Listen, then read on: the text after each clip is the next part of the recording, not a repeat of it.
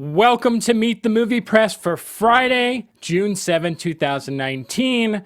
We are going to be talking about the Halloween sequel, possibly happening. We're going to be talking about the Birds of Prey budget and a lot more, so stay tuned. Welcome to Popcorn Talk, featuring movie discussion, news, and interviews. Popcorn Talk, we talk movies. And now, here's Popcorn Talk's Meet the Movie Press. Good morning, everyone. I am Scott Menzel. I am not Simon Thompson because Simon Thompson is actually away. And I think he didn't tell us, but I think he's working as a stand-in for an untitled Jason Statham movie. That's what I heard. Yeah, I think that's where he is. That's the rumor about town. So I, of course, don't have that wonderful accent, so sorry you're going to be missing that this week. Instead, you get to hear me flubble and whatever the heck I do. So joining me this week, we have two wonderful members. As always, Demetri is joining us. Where can they find you? They can find me here on Meet the Movie Press and occasional guests on LAOFCS Weekly. And right here on Popcorn Talk Network. There you go. And Ashley Menzel is joining us today as well. Ashley, how are you? Wife team going. I'm good.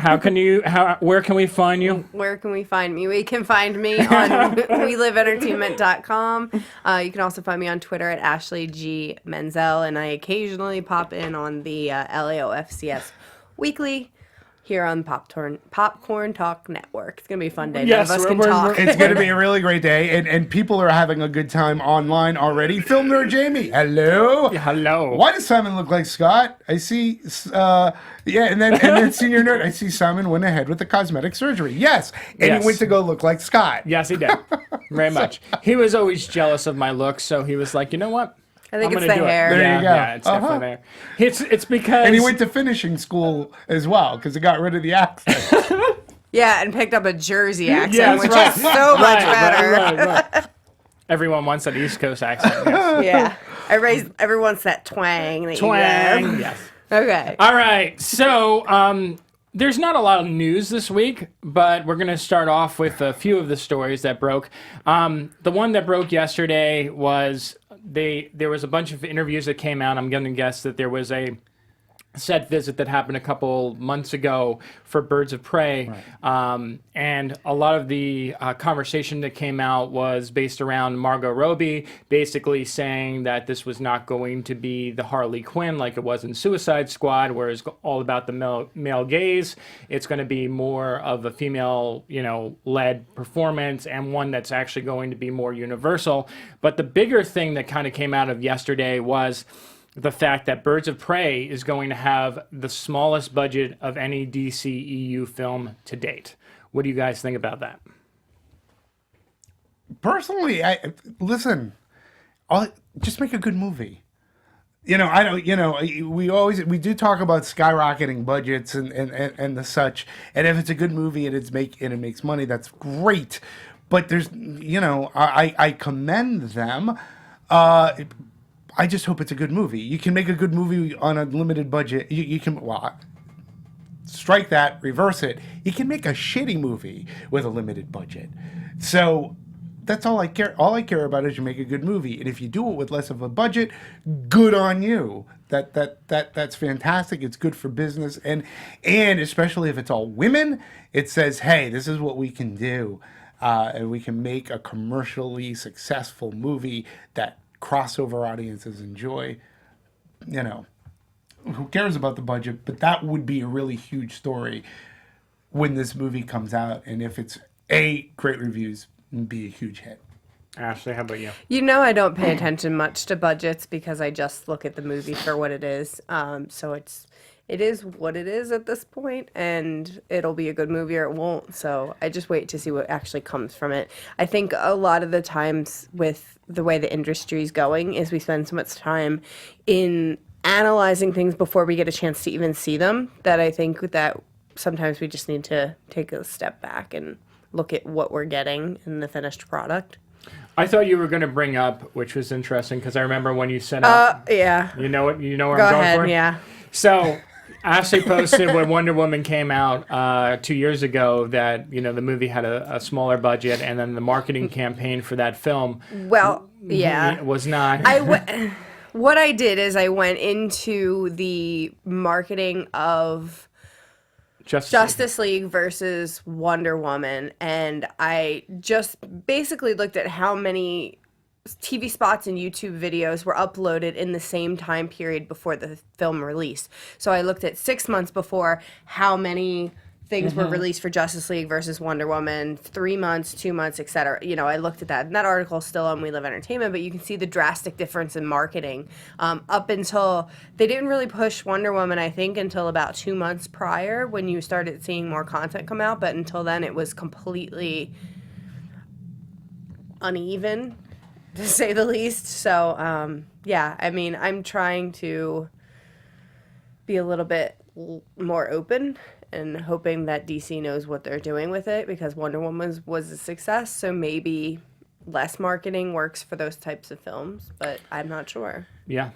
Marvel kind of sets the bar with how much they're going to market a superhero film, and other studios kind of have to rise to match that, and I think it's become a war of who does more marketing, who spends more on marketing, and I don't know if that's necessarily a good thing. So maybe DC's taking a step back and just saying, Wonder Woman, we didn't do as much, and look how successful it was. I mean, to be fair, I don't know if they knew. I don't know if they knew how successful Wonder Woman was going to be. I'm pretty sure they knew they had the goods. They'd seen the movie. So it really is interesting. The times of the year that I think both movies came out with if I remember correctly, Justice League was more of a holiday-ish, end of the year kind of movie, November, right? But again, when you have the goods, the money should be like one of the last things that we talk about. Budgets have only really come into play. Well, I say like it was just yesterday, but it was with movies like Waterworld, right? When so much money was spent. And so back in the 90s, when a movie like a Waterworld comes out, that budget's like huge. Yes. And a lot of people start focusing on budget, but people don't necessarily understand the Hollywood math behind the budget. So we talk budget here, and then in some cases with a movie, if it's a flop, right? You talk about how much money was spent, right? But sometimes a movie is a flop and, nobody talks about budgeting or this and that. And sometimes I think it ends up being used as a negative, where sometimes, like, there's no way around doing what you need to get done in that, for making a movie. So I don't know. I tend to agree with you. I think sometimes we focus too much on the budget because it's not coming out of the audience's pocket for sure, right? So what do we give a shit? Like, all we want is a good movie. Yeah, but I think people have put so much emphasis on box office numbers that they're looking at the budget saying, this movie cost $200 million to make. We need to make $200 million at the budget. It's kind of like trying to, looking at the finish line before you've even started the race. Right. It's a cost-benefit analysis. Yeah, so it's just, and I think in my mind, it's a little bit weird that the general public has taken that on as a measure of success for films. Yes. Because it's like, if you enjoy the film, what does it matter to you if it doesn't make its budget back? Right. I mean, it matters to the studio in the aspects of the bigger scale where, if it doesn't make the money, you're not going to see sequels, or you're not going to see it become, a franchise or things like that. But other than that, I think we've gotten so far off from just going to enjoy a movie. Correct. So I agree. But sometimes we do. When you look at a movie like Halloween, for example, right? Did not have a huge budget. We talk about budget here, but are we talking about Halloween 2018? 2018, okay. Yeah. When you talk about that cost-benefit analysis and what that movie did compared to the Blumhouse budget that it was given to make, nobody talks about budget then. Well, like when it's a success. So, we know that Endgame coupled with Infinity War, was what, $400 million? It was like one of the most expensive endeavors. I think it was like over 500 total. Right. So now that movie does huge. Nobody talks about the $500 million budget, but that's $500 million. Right. Yeah. And I think Senior Nerd mentioned this in the chat, and I wanted to bring it up too, is Shazam was, before this, I think was the second lowest budget DC movie, and it was a great film. And I agree. I mean, yeah. We loved Shazam, so we don't have to go on a... No. I could go on a 40-minute tangent about why I love Shazam. But, yeah, I mean, I think it's just... I think we need to refocus our attention on different things rather than budget. Yeah. And But, I mean, it's interesting for people to look at it and, like, the everyday person, you and I, we're not like, oh, yeah, $500 million, let me just use that to pay for whatever, So it's amazing to us to think about that large of a number, but other than that, Yeah, and for it to come up on news for Birds of Prey, I mean, I'm sure there are far more interesting things to start talking about. To me, I was surprised that it was even newsworthy. Right. I mean, because what are they trying to do? What are they trying to say that, the men DC movies get more money to buy? Well, like, don't make it about this. Just make it about, is it a good movie? Right. That's what they should be focused on. I agree. Kind of sticking to this same topic as we were on Warner Brothers. Big news out of ComicCon this week is that Warner Brothers will be skipping Hall H, which is very interesting considering that was one of the only panels that I ever looked forward to going to at San Diego Comic-Con. Yeah, we did Comic-Con for what? 8 years, Yeah, 9 9 years, years. something like that. We're not going this year, and hearing that Warner Brothers isn't there was like, okay, that's fine then. Like, we're not missing anything major, because they're the ones who, started out with the screens on the side and the smoke shows, right? Right. They're the first ones to do that. They open up the hall on Saturday. Yeah, so it's just, it's crazy, and they're such a staple, and it's going to be weird to not have them there. But I don't know. I mean, let's face it. A lot of studios have already dumped out of Comic-Con. I think 20th Century Fox years ago, they were one of the first. I believe Lionsgate no longer. They haven't participated in a while. I don't even know when Paramount has participated. Paramount they did with Bumblebee. With Yeah. Bumblebee, Yeah. okay. I'm not sure if they're going this year. Don't know what. Sony already said they're not going. Disney's not going. Disney's so. not Disney going. has They got- D23, which right, is got actually D23. shifted, so it's not the same. Like, they used to run pretty close to each other, but they've shifted. But I don't know if the change in Comic-Con is twofold. I think it's probably because we're seeing a lot of content leaks where studios have repeatedly told people do not leak the content. And then the other thing is, they're spending all this money and all this energy to put stuff on and then dropping the same content 10 minutes after it plays at Yeah, Comic-Con. well, you bring up a really valid point when it comes to Comic-Con because, I was at Lionsgate during a lot of their heyday when they started going to Comic-Con. It's a lot of money to do one of these Hall H panels. Oh, It's an extreme. It's a ton of money. It is, and the studio's footing that bill, and you've got to travel everybody in, make sure they get the best hotel, whatever you get, and just arranging it. So, what I think has ended up happening, and again regarding the leak, who cares? I mean, I would rather something leak. Than why keep it? Do it after the show. But here's the deal: I don't think that there has been anything at Comic-Con that says it raises the box office, it pushes the box office needle. So I think when we talk cost benefit,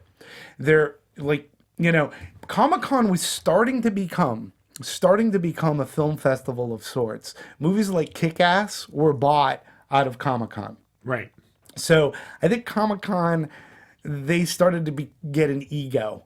Oh, yeah. And they started to think, oh, look at us. And people seem to forget that when Comic-Con, 20 years ago, nobody was really going. Not to the fever that it is today. It was once the studios dug their claws into Comic-Con, then like with the panels, and then they started selling out, and it became more of a pop culture event than it was a celebration of comics, right? Yeah. It changed. Fine, I get it. But now I think the studios, they're looking at it going, okay, we're not selling, nobody's buying film from Comic-Con anymore, right? And there's all the money that they're spending, there's nothing to come back that says, oh my God, it's because of Comic-Con we succeeded. Yeah. So Yeah, and I mean the thing with Comic-Con you have to also consider is you're looking at you'll do you'll do the Warner Brothers panel, and then you'll have Marvel, and then you'll have this, and then you'll have that. And then the thing is they're looking for something that's going to last through the hype, and like Warner Brothers may be trending for 2 hours, and then the Marvel panel happens, done, and then something right. else is trending for 2 hours. So it's gotten to the point where if Comic-Con were smart, I think what they would do is they would stick the studios, like each studio, if they wanted to do it still, on a separate day. So like Thursday would be Warner Brothers. Friday would be Marvel, or what I'm saying, like keep the major studios all separated instead of what they do now, and they all jam them on certain days, just because they know that's when the attendance is highest on the weekends. yeah. So it's just, I think if the studios are even interested, that's the route that Comic-Con needs to go to give them their, try to give them some semblance of, yeah, this was worth the $3 million we had to Right. spend to fly people here. Yeah. If I could quickly hop in, I normally don't weigh in, but just so you guys know, this is Jeff Graham. I'm a producer and host here with the network as well. Hi, Jeff. Hi guys. I coordinate our carpet coverage for Comic-Con. So I've noticed in the last couple of years, it's really shifted toward a more focus on television. When I've needed to break down all of the press opportunities that our networks could be covering, I'd say 70% to even 75, maybe 80% of the stuff that's happening at Comic-Con is television. It's just leaning Right. more and more in that direction. And you're right, Jeff, but I think because I had this conversation with LAOFCS member Kit about this, I said, yeah, because the studios are pulling out. TV's all you've got left. Right. And to be quite honest, if the studios start, I don't believe that certain TV shows will be able to fill a Hall H. No. Like, people who don't go to Comic-Con don't understand how huge Hall H is, A, what a pain in the ass Hall H is, B, and then what a pain in the ass Hall H is, and the fervor to try to get in there. And I just don't think, like, Charmed would fill a Right, Hall H. right, I mean, right, as, right. as It's not popular going as a to. WB No. show is, so once studios start pulling out, number one, Comic-Con loses that revenue. Okay, they're gonna also lose, like, and again, my biggest surprise about Warner Brothers is, A, I don't think they're giving up their booth. They'll have their television stars there, but they're DC, and they have product coming out. Now, Wonder Woman announced that they won't have a trailer until December. Okay, that makes sense, but you still got the Joker. You got, like, Birds of Prey. I think there are some movies coming out this year. I was just very surprised because Warner Brothers is a biggie. And on that note, there's a lot of chatter about this. Yeah. Yash is saying that Comic-Con looks like a sweaty nightmare. It definitely is. Very is. But It's a stinky, sweaty nightmare. adding to that, social media You know is it more smells. social media is more powerful than Exactly. any con. 100%. Yeah. 100%. Which is why studios know that as soon as the trailer drops in there, online. it goes right It goes there. right online. Yeah. So they're waste spending of all money. the money Yeah. to put this big show on, which I'm telling you, if you've never been to the Warner Brothers panel at Comic-Con, it's amazing to be in the room. It is, they put on a great show, but it's not worth it when the majority of their buzz is coming from people who are not at the convention, not waiting in line 2 days, no lie, for Hall H. So, I just think it's just become unsustainable for the studios and not profitable. Yeah. Well, and you can't tell. That's Yeah. the thing. And leaking a trailer, we're talking about the leakage, like the leaking of a trailer.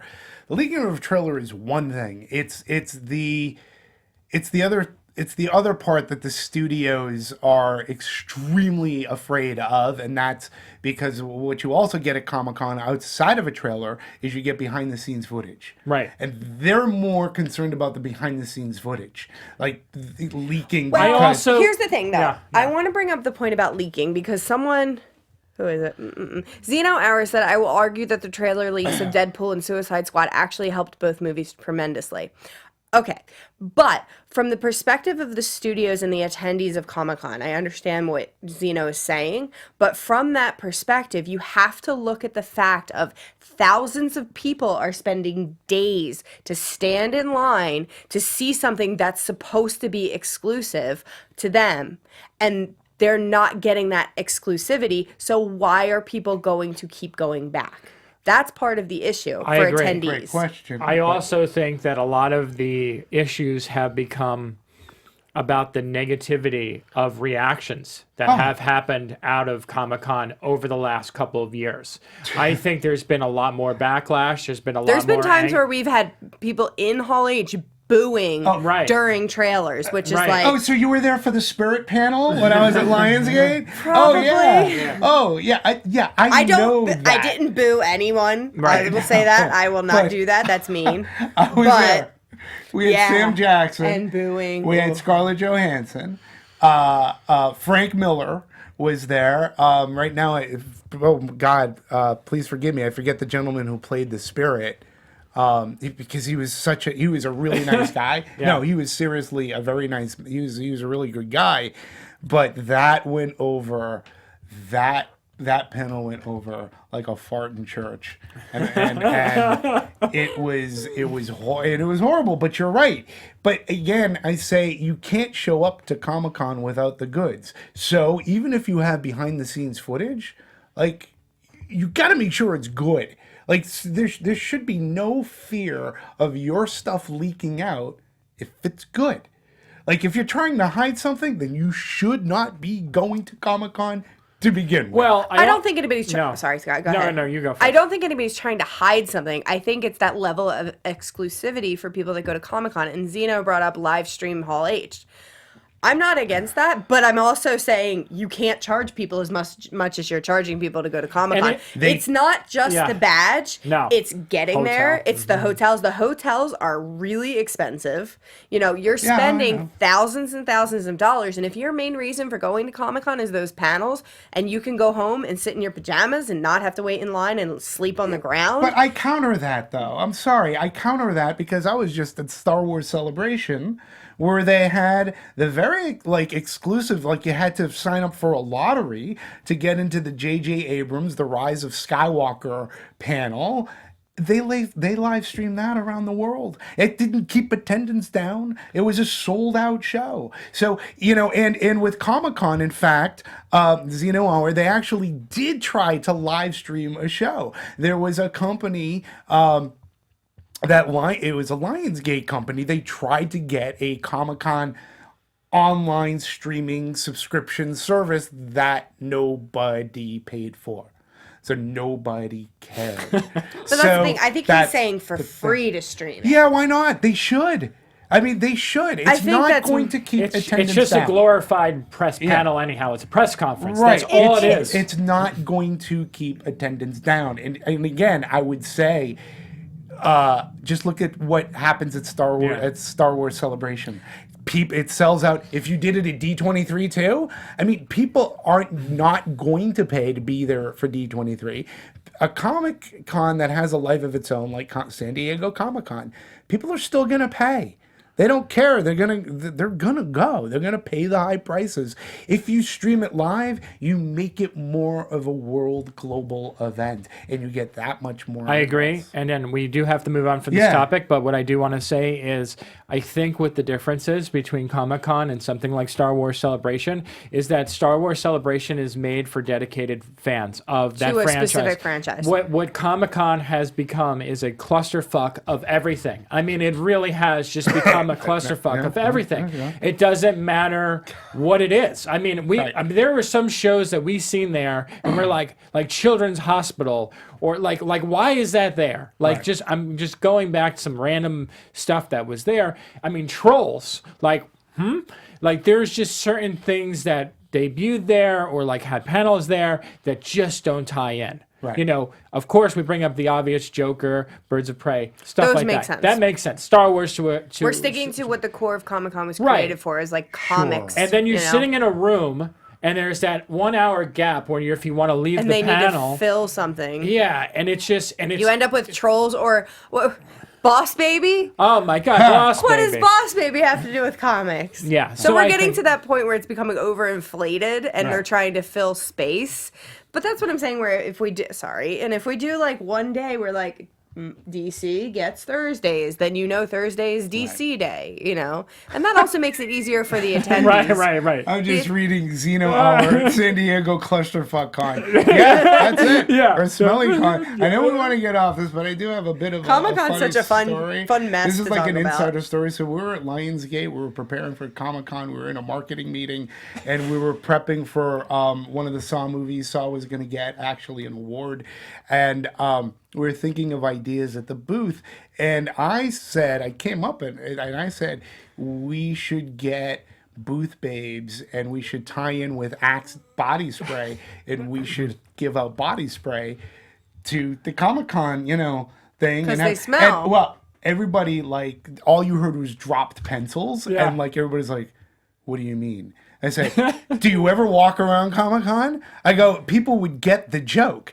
And they were like, no, they wouldn't. And I'm like, they would. I go, Comic-Con's and you know okay. what? Lionsgate would come away a hero. They but would. They never. They They never would. did Well, it. I mean, okay. I want Axe bodies. Comic-Con's good for, okay, like Wednesday, Thursday are okay. Friday starts to get really ripe. Right.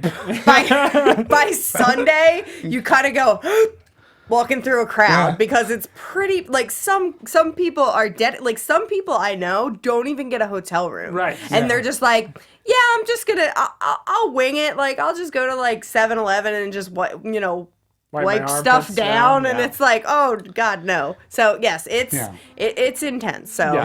It's Anyways. All right, moving on. So Brian Tyree Henry is in talks to be did you call in him Brian 3?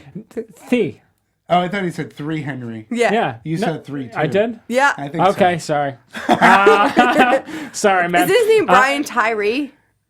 Tyree Henry? Is that how it is? All right, well, I'm bad with names. I apologize. No, I'm not picking. No, I'm just I trying know. to Everyone who knows me at this point has to know that I'm.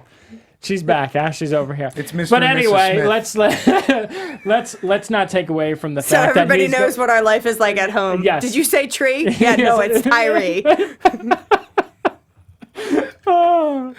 Meanwhile, quiet place too. He's in talks. yeah. Go ahead, Demetri. I got nothing. You got nothing? Gotta reel other us than- in. He's laughing. I'm laughing. No, I think this is really good casting. Look, I'm really looking forward to this movie. I guess what I'm curious most about the sequel to A Quiet Place is where Krasinski and crew take it. Yeah. Because I really did feel that the first picture was a fantastic standalone. It really was a fine beginning, a middle, and an end. Right. I'm not surprised that there's going to be a sequel. I'm curious. And I trust them because they knocked, I thought, Quiet Place out of the park. Side note, they Side changed note. writers. They did. Yes. The writers from the original are not involved in the second one. Sons of bitches. Becks and Woods are not. That a makes part me. of it. That's what makes me nervous That about it makes because me the nervous, writing too. in that was great. Right. So I don't know why he would switch to totally different writers. I think it's just him doing it. Oh, really? Okay. I mean, Oh, it'll be. I like interesting. John Krasinski. But It'll be interesting. It'll be interesting. Yeah. And this is decent casting news. I'll become more interested the more news that comes out. Cillian Murphy. I still see him from the Batman movie, right? Scarecrow. Yeah. Every time I see him, I'm like, oh, every time. I mean, I like him. He's a great actor, but he still freaks me out a little bit. Quietest place. The quiet. A quiet place. Shh. More quiet. Yeah. I mean, I there's want something to do with a library in this one. Yeah. Like, just have the whole thing take place in a library with the lady from all that from the 90s. nice. She's like, Lori be Beth Denberg, quiet, baby." this is a library. Love Lori Beth Denberg. I have to shout her out. She's great. She's so funny. They should do it in the Baldwin Hills movie theater, and then everybody would die. Yeah. Because it was not a quiet place. Yeah, see, so the writing credits on IMDb say that the characters are done by Beck and Woods, Yeah. but the film is going to be written by John Krasinski. So you are correct, Scott. Yes. So I screwed up his name, but I got some facts right. So there we go for the win still. It's like when you said 300 on the other podcast when we were talking about 300. Yeah. Leave me That movie was alone. ages ago. Yeah, What the hell were we talking about? when we were 300? doing No, another okay. podcast, Scott was like talking about it, and he goes 300, and then someone made a meme of Gerard Butler in like a forest, and it was like 300. I'll have to tweet that. That's funny. That was Next? Kevin. That was Kevin. Yes, next. Kevin, Yes. next. Halloween sequel tease from Jason Blum and Jamie Lee Curtis. Okay, internet culture, calm the Yes. fuck down. Okay, Yeah, I like know. it's a picture. She's holding a book, like or whatever. Well, the hell. no, she was holding what she was holding was her action figure from NECA. Right, yeah, Okay, which is it's a premium form. I'm gonna geek out. It's a premium format action figure from NECA. He pre-ordered it. I did, and last year they come out with the Michael Myers. NECA does a really good job. They end up becoming highly collectible. This is We the have first some. time that they've done Laurie Strode. So the picture was of her holding the NECA action figure along with Jason Blum. And I believe even Jamie Lee Curtis and Nick Castle said, "Ooh, what are they talking about?" And I had tweeted out baking tips, of course. I mean, well, what else would they be talking about? So, I mean, look, would we be surprised No. if there was a Halloween sequel? No, No, not at all. no. The guy like gets burned in a house, he comes back. He does this, he comes back. He comes back. What was that movie we saw? Oh, Ma. Sorry, I got really excited. Remember it? About Ma? Oh wait, never mind. Yeah. No, it's a spoiler, but it's been a week old. So can I give a spoiler for Ma? Sure. It's a spoiler from if you Spoiler haven't for seen Ma. it. Spoiler for Ma coming up. So at the end, when the house is on fire, I'm like, it's gonna be like Halloween, Ma too. Like she's gonna come back as like the house burned down. I'm like, don't do it, Blumhouse. No. Well, they, of course, and there's the picture. We have that up if you're watching or if you decide to watch later. But no, I mean, I I'm love not Jason surprised. Blum. Look at his happy face.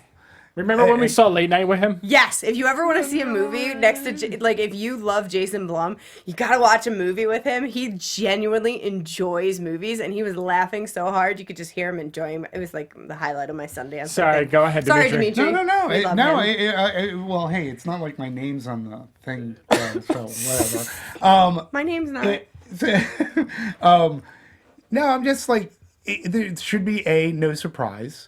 It will be interesting to see where they go. They really did leave it open up for a sequel because that the final shot in the basement where the fire is, there is no shape there. And I think that was done very deliberately. They could have closed it there and ended it, but it makes complete sense that they will go ahead and make a sequel. I just, again, going into it, I hope they make it as smart as this Halloween 2018 is. And somebody had said on the chat, actually, there's been a couple. Jenna James, yes, Busta is needed. Yes. Yeah, for those Halloween Resurrection. Yeah, okay. And somebody said, wasn't the whole point of rebooting this or doing this, it was to dismiss the sequels? It was to dismiss the sequels after the original Halloween. So everything from 2, including the Danielle Harris Halloweens, it was in a sense to dismiss those, but the movie also did very nice acknowledgments to those movies as well, including Michael Myers catching on fire at the end of this movie, as he did at the end of Halloween 2, which also starred Jamie Lee Curtis. So We'll see what happens with the shape. But who knows? No surprise. No surprise. No surprise at all. All right, now we're going to move. That was our Blumhouse Corner. There you go, Blumhouse There we Corner. We're going to move over to X-Men, the franchise that... Wait. What? We're going to talk about the movie, or we're just going to talk about X-Men in general real quick, and then we're going to go right into our review Are of we going Dark to talk Phoenix. about trailers? We will, but I'm going to throw this Sorry, one in I here got because it excited. kind of ties right into the news aspect of this. Okay. So... I'm not judging. No, Continue. it's okay. Yes. Dark Phoenix is officially the lowest rated of all the X-Men movies on Rotten Tomatoes. Of Which course, also does not have X-Men attached to it right, in the title. which is funny because Which they is a removed good that idea. a couple of months ago, which was very smart. But this is also supposed to be the farewell to the Fox franchise, which I think is kind of devastating. And on that note, let's talk about Dark Phoenix. Well, out with a fizzle, definitely not a bang for that franchise, which is really disappointing because X-Men is actually one of my favorite like superhero groups. I love X-Men. I loved it from when they did the animated series in the 90s. Mm-hmm. That was great. I love that. I watched that all the time when I was a kid. So seeing X-Men come into these films, especially starting with like First Class, was probably like my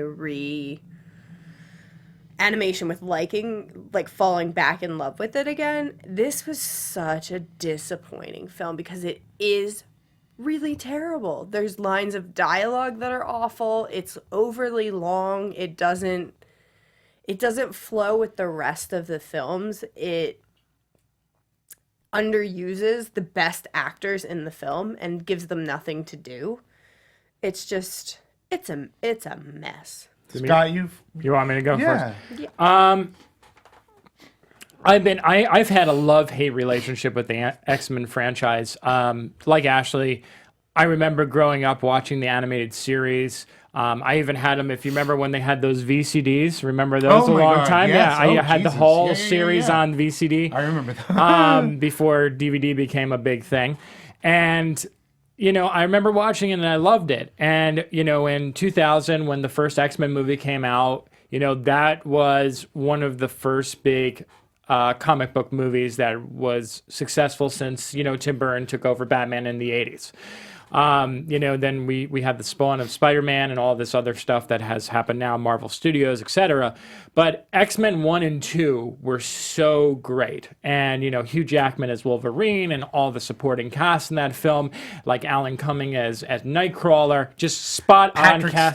Patrick Stewart. Famke Janssen. Patrick Stewart. Yeah, everyone was just I so love good. Patrick Stewart. And then part 3 happened. Yeah. And then I was And like, then we just kind of ignored it. yeah, part 3 happened and it went under. And then I know I'm not going to know all these in We order. have like X-Men 2.5. Yeah. at Well, home, yeah, too. yeah. On Blu-ray DVD. Yeah. And then, that one happened, and then there was the Wolverine Origins movie, and then there was the other Wolverine movie, which was a lot better than the Wolverine Origins movie.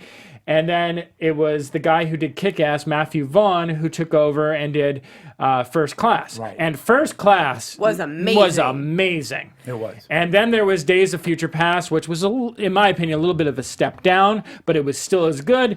And then I think it was Apocalypse, which was like, Okay, but Apocalypse compared to Dark Phoenix, Apocalypse is better, for sure. Yes, for Yes. sure. Because we got Yeah, I know, Oscar but I Isaac was- as I was- Ivan Ooze. Yeah, So- but I was Yeah. never. I was a fan of Apocalypse. I didn't. I like liked it. Apocalypse. I Most didn't people like didn't. it. A lot of people didn't.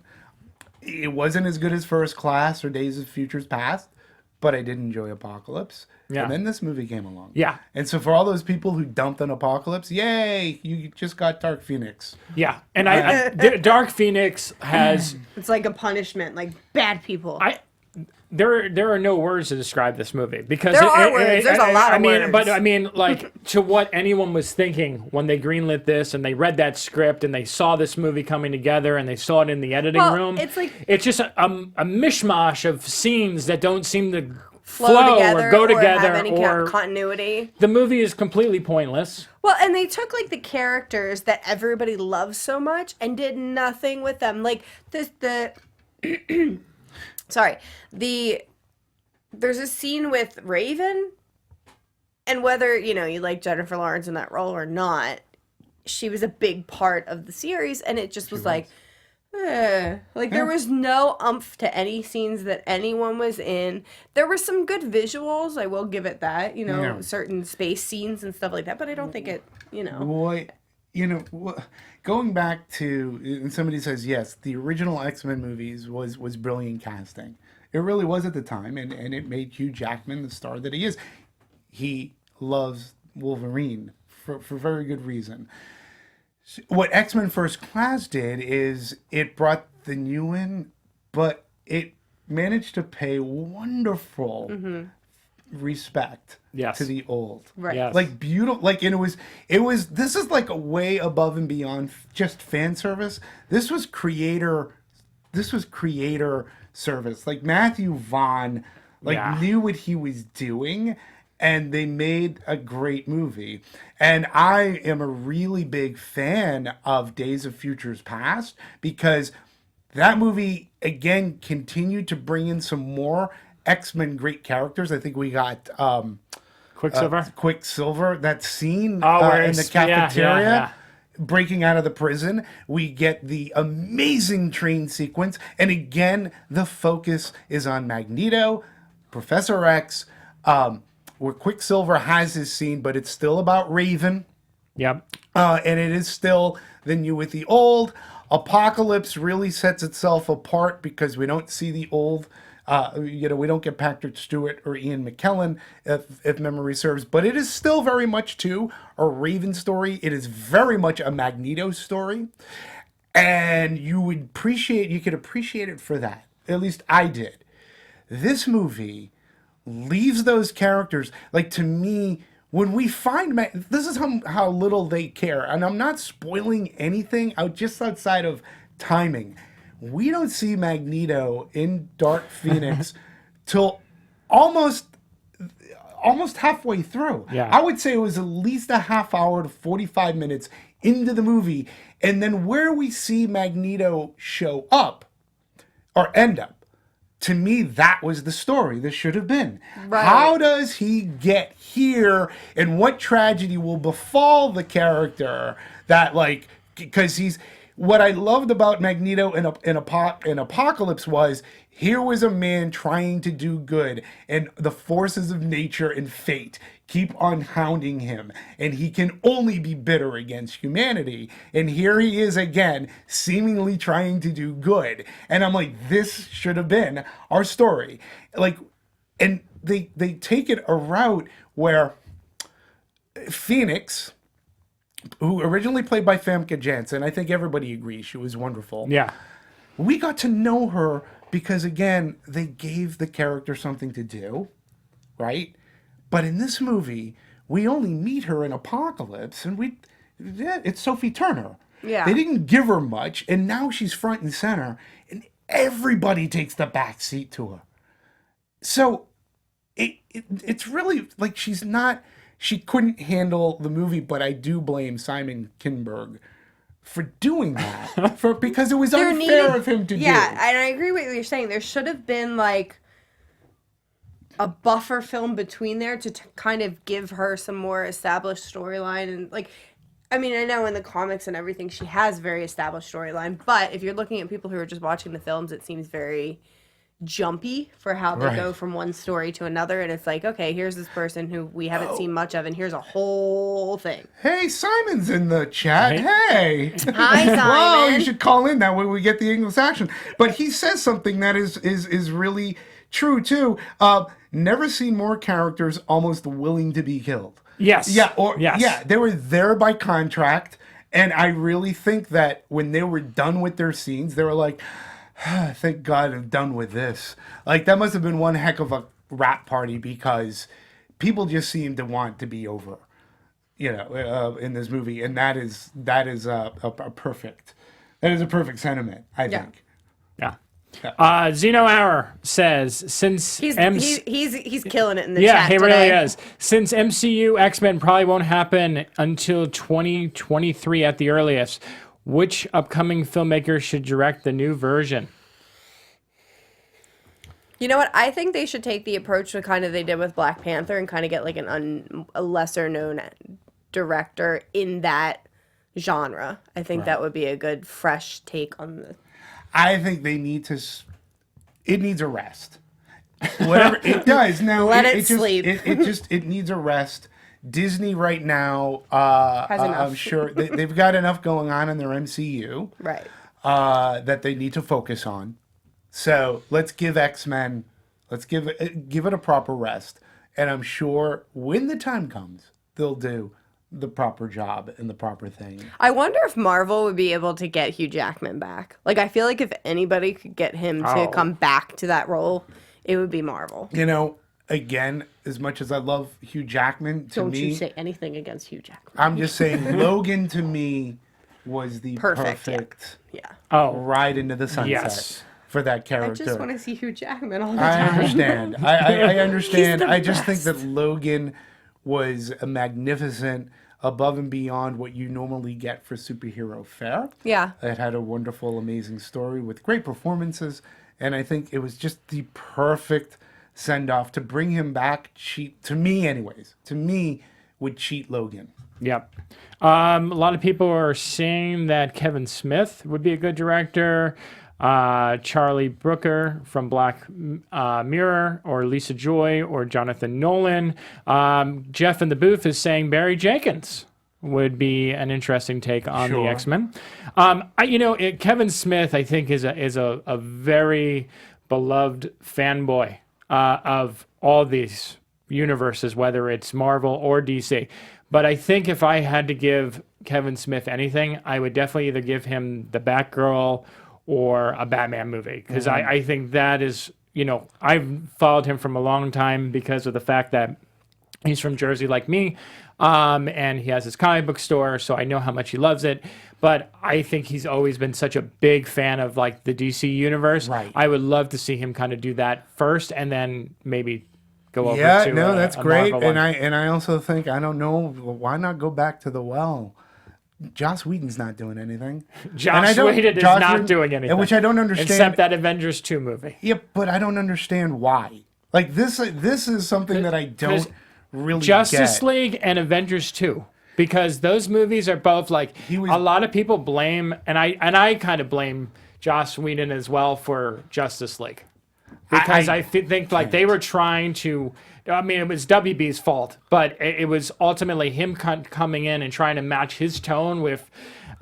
Jesus. I mean, yes, Zack Snyder. Yeah, I'm really upset. I was with the WB people like this. I'm like, just release the damn Snyder cut. I was with everyone at this one because it was just like the tone was all over the place. I don't blame him, and I don't think Age of Ultron is that miserable of a movie. Duffer I Brothers. Really Oh, sorry. don't. Got really excited. Oh, that's Duffer not Brothers. the You know, Duffer Iris Brothers said is a Duffer really good Brothers. idea too. But I just don't know. I don't understand what the hell. Like his fall from grace, like was fast, and it was like he fell off a cliff, and that was it. He also had that scandal, Demetri. Yeah, he did. Yes. Well. That's a big one. Yeah, that's a big one. But other people have had scandals and they got jobs back. Like James Gunn. Yeah, I mean, I just don't. His fall from grace, and this was before the scandal too. Right. Like, just happened swift and fast, and I don't understand why. Because I still do believe he's a talented writer and a gifted director. But who am I? Nobody. That's all. So. Okay, new topic. Yeah, sure. We're gonna talk about. We're gonna switch it up. We'll talk about a couple of trailers real quick. I want to start off with a movie that I thought was a fantastic film, one of my favorites from Sundance, and that is Brittany Runs a Marathon. Ashley, because you already saw it, let's start with Demetri. Yeah. What you think of the trailer? I was looking forward to seeing the trailer, and in part because of your recommend. You're on there, by the way, too. I love it. The best quote ever. I love it. I love it. I love it. love it. And you know what? This really. Why can't I think of the actress's name? Jamie Bell. Jamie Bell. This is where Jamie Bell, like Jamie Bell and Rebel Wilson, can almost be like. They're similar, but yes. this is why Jamie Bell All separates fat blonde herself. women are not the same. Well, but they can go for the same laughs And it just seems to me Jamie Bell is able to get out of that rut, and she can play the kind or warm-hearted, while at the same time, she was in the 22 Jump Street sequel, and she was hysterical, and she was so mean, and like, I like her a lot, and I think that this movie is perfect for this summer. If you become disenfranchised, like this movie, like a Booksmart, even like a late night. Female-led comedies are really great this summer, actually. It's a shame, everybody's shitting on Booksmart right now because, can women not fail? It's like, it's not a failure just because it didn't make box office numbers. It's a really good film. Still my favorite movie of the year thus far. Yeah. But watching that trailer made me laugh. And I'm going, this movie looks to have everything that I love about going to movies like this. It seems to be inspirational. It'll give me my aw moment, and it'll make me laugh. And it'll make me fall in love with brand new characters that aren't, who are their own superheroes. So that's what I thought of the trailer. Yeah. I thought it was great. I agree. I like the movie. Oh, yeah. I love it. I mean, I love it too. I want to say that That's my favorite marketing. as someone who has never participated in any sort of marathon or any sort of sport activity. You kidding? You haven't run? Yeah, no. Okay. I did find this film incredibly realistic, incredibly inspiring, and really true to life. I think there's something about the way that Jamie Bell kind kind of transforms. Julian Bell. I was going to say, Jamie Bell's a dude, isn't he? Yeah, Julian Bell. Sorry. Yeah, he's I was staring at you like, I don't think that sounds sorry. right. Yeah, Yes, you're right. the other Bell family. I'm so bad with names. I am sorry, people. too. I'm so sorry. That's the second one for me today. Sorry. No one's counting but you. Everyone's on. counting because they're gonna make a meme now. The Meet the Movie Press memes. 300. Yeah. 300 2.0. Flubs. But anyway, I'm actually kind of opposite of you about Belle because I think she's had a habit of playing a lot of the same type of characters in a lot of the movies that she's been in. And this was a nice change of pace. Well, not that we're going to do a review of the movie. Yeah. But I will say that it is still a similar type of character, but the fact that you see the character growth within the film makes it a different type of character for her. Yes. Very well put, Ashley. Thank you. That's why Ashley's That's a why critic. I'm here. Ashley's going to replace me on Meet the Movie Press No. starting next week. Playing a character that has a chip She's not on playing her a caricature. shoulder. Right. She's playing a character that has a development. The character does have a chip on her shoulder. Yes. And it's But she's not. Yeah, okay. I understand. when you see the movie, I know you're going to love it, but it's a great story arc. Did you want to, I'm sorry. No. I was going to say, did you want to talk a little bit about that scene? I remember there was a scene in the movie that kind of made you upset. Not. But which Why one bring was that it? up now? Which one was it? The scene where they were at the dinner table? No. No? Okay. No. All right. I'll talk about it when I review it. Okay, sounds good. If you want to know what scene I'm talking about, it is in my review on We Live Entertainment for Brittany Runs a Marathon, so you can check that out. I think we'll save that for when we actually Have review to the review movie. it. Okay. Yeah. All right. But it's great. See it. Yeah, Definitely. Absolutely. Another trailer that came out, Loose. Did you watch that trailer? I haven't seen somebody has to even. What is this movie? Loose came out of Sundance. It is one of the most interesting and thought-provoking films I've seen in a really long time. Really? It's not an easy watch, not in the respect that it's like violent or anything like that. It's just one of those films that while you're watching the characters, the way that it's written, you question the characters and their motives. Okay. But then the film also has you questioning your own stereotypes and perceptions of other people. So it's a very intellectual type film that's going to keep you thinking for the entire runtime of is this my perspective of these characters because they look a certain way, or are they playing themselves, are they playing this character a certain way, or is this character this way because of the color of their skin, or is this the perception that we have of them, or they think that we have to have of them? So it's very interesting. Octavia Spencer's in it. Yes. But the trailer's really good because it'll give you that explanation of what I'm talking about, and kind of will give you a great snippet of what it's like without giving away. Because a lot of the times you have a problem with independent films; they give away way too much of the story or way too much of the film in their trailer in an attempt to be like, "Please see this. It's an independent film." Loose does it enough that it gives you the heart of what the film really talks about and the intensity of it, but it doesn't give it all away. Yeah, after I had to give Octavia Spencer just a little bit of a break. Yeah, she redeems herself in this one. She's amazing in this movie. She's really good. No, and then, oh my God, Kelvin Harris, I think is his name. I'm forgetting. Remember, I saw this in January, so my brain's a little... It's also Naomi Watts, isn't it? Naomi Watts, Kelvin Harrison Jr., Tim Roth, Andrea Bang, Octavia Spencer, and Naomi Watts. Yeah. So definitely check out that trailer if you haven't seen it. If you're at all intrigued by that trailer, I definitely suggest you check out the film. And I mean, again, we've talked about this quite a bit. If you want to see different types of content that is not franchises, these are movies that you should be seeking out this summer, and really supporting these movies, because as much as we all love our Avengers and our X-Men and all these franchises, it's these movies that are becoming the lost art form right now. And you need to support movies like Booksmart and Loose and Brittany Runs a Marathon, because these are going to be the ones that are going to have the most legs in the future, and you're going to go back and watch them for years to come, because they're really great. And the thing of it is, and for the people who will say, well, they should just put it to Netflix. Well, a couple of things about that. A, it won't get as much talk if it's on Netflix. People will have to go and find it. You won't be talking about it on a weekly basis, because they don't report viewership. So we'll never know. You'll never know.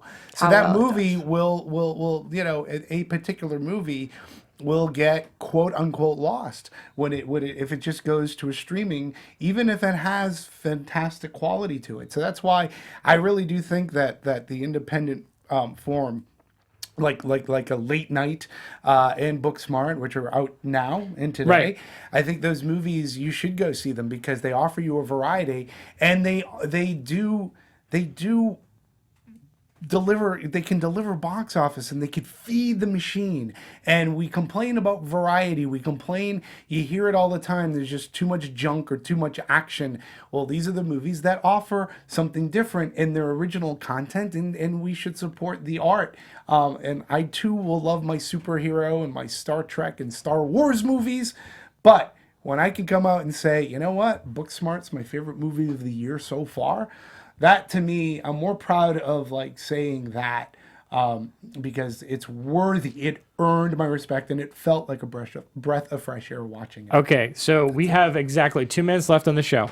So real quick, I just want to throw a shout out to The Secret Lives of Pets 2. That's also coming out this weekend. It's super short. It's great for kids. It's only like an hour and 25 minutes. There's 3 different storylines that go through it, and it's a great kids movie. Great. And then I want to take the next 90 seconds to each of us, 30 seconds each. Late Night, why people should see it.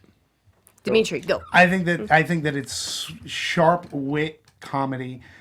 Mindy Kaling really gets it right, but Emma Thompson is, for me, nominatable in this role. She plays the very Letterman-esque type of late night talk show host who's trying to find relevancy in a world in which sarcasm and insults doesn't quite work as well as it did, and then it becomes a topical situation about women writers and coming into the, and being in the workforce. So I really thought that it was poignant. At the same time, it was to me, I found myself laughing a lot. And Emma Thompson and Mindy Kaling as well. But Emma Thompson was just brilliant in this movie. And I think what it does I agree with what Dimitri says, but to piggyback off of that, I think what it does really well is it actually shows the female dynamic in the workplace in a way that is broken down more than usual. You know, a lot of the times there's this back and forth between women not liking women and, you know, how that works out in the workplace. And I think they focus on that and develop a relationship between two women that is authentic and believable, but still grounded in comedy. Yes, and I just saw we're getting a lot of comments. Yash, I can't. Forgive me for your last name, but you say Emma Thompson seems like she is carrying late night. She does. She really does. And she does it in a fantastic way. And you see a side of her that at least I haven't seen up on the silver screen. And she carries it quite well. Shout out to, sorry, real quick, John Lithgow, who's in this. Yeah. Oh, And yeah. I love him. Yeah. So that's it. I just want to say that, you know, someone mentioned in the chat that they don't find Mindy very funny. This movie, I will tell you honestly, will not make you a fan of Mindy if you do not like her already, because it's essentially Mindy playing Mindy that she's played on The In Office. Mindy Project, Yeah, Mindy yeah. Project. You know, she's very much playing, I think, a version of herself in most of the projects that she does. But the thing that's really important about this movie is the fact that she wrote it. And I think it's such a sharp and Sharply written funny film, yeah. and clever. It's a really well-written script. And because the material is so good, it does make the performances shine, not only by Emma Thompson, but like you said, John Lithgow and some of the supporting cast, even Yes. the male characters. Yeah, and it should be mentioned too that Mindy Kaling drew from the experience of working on Conan's Yes. late night show prior to all that stuff going down. So she does draw from an experience of working with a lot of male comedy writers and what it was like to be the female trying to break through. So that I found to be very astute, but I did find it to be relevant to today and very topical. What I love too, sorry, I'm going to quickly hop in. I know sure. we're wrapping, but I've really missed Nora Ephron's voice ever since we said goodbye to her. And I Sure. think what she really was able to do was create commercially viable, kind of feel-good movies that still had a really sharp wit and a really topical social take, but it's the kind of movie you could still take your parents to and they'll still love the film. So this movie's that really rare cross-section that I think Nora used to nail of commercially viable, entertaining filmmaking with a really sharp and witty point of view. I loved it. Yeah. Yeah. So There you go. Demetri, where can we find you? Well, you can find me right here on Popcorn Talk Networks, Meet the Movie Press. Oh, and I have a slight change for the fine people who've already supported me on Twitter. And for people who would like to support me on Twitter, I'd welcome it. It's at Demetri Panos. That's it. Simple. At Demetri Panos. That's spelled DEMETRIPANOS, at Demetri Panos. I'm one of the rare Greeks whose first name is actually longer than his last. You can find me on WeLiveEntertainment.com. You can also find me on Twitter at Ashley G. Menzel and here on Meet the Movie Press every so often. Yep. And I am Scott Menzel, and you can find me here and also on LAOFCS Weekly. I wanted to tell everyone thank you so much for supporting this show. If you like this show, please comment, please subscribe to this channel, share this video. We do this show because of you guys, so please support us and share this video and share this content. At Meet Movie Press. At Meet Movie Press on Twitter. You can find me at the other Scott M on Twitter. Simon Thompson will be back next week in this chair. And just give us, I always love feedback, and I think we all like feedback. Just let us know what you think of the show. Let us know who do you think is great on the show, who's the best with the panel. More importantly than that, neither looking for compliments or for getting insulted, but share the show. Right, If you absolutely. really like the show, talk about it or bring it up in a conversation where, hey, I just learned, I watched this podcast, Meet the Movie Press, and this is what they said today. If you really do enjoy the show, try to bring it up at your water cooler talk, because that helps spread the word, because podcast is so popular. And that's enough for me for now. There you Thanks. go. Thank you so much for watching. We'll see you next week. Take care. From producers Maria Menounos, Kevin Undergaro, Phil Svitek, and the entire Popcorn Talk Network, we would like to thank you for tuning in. For questions or comments, be sure to visit popcorntalk.com. I'm Sir Richard Wentworth, and this has been a presentation of the Popcorn Talk Network. The views expressed herein are those of the hosts only and do not necessarily reflect the views of its owners or principals.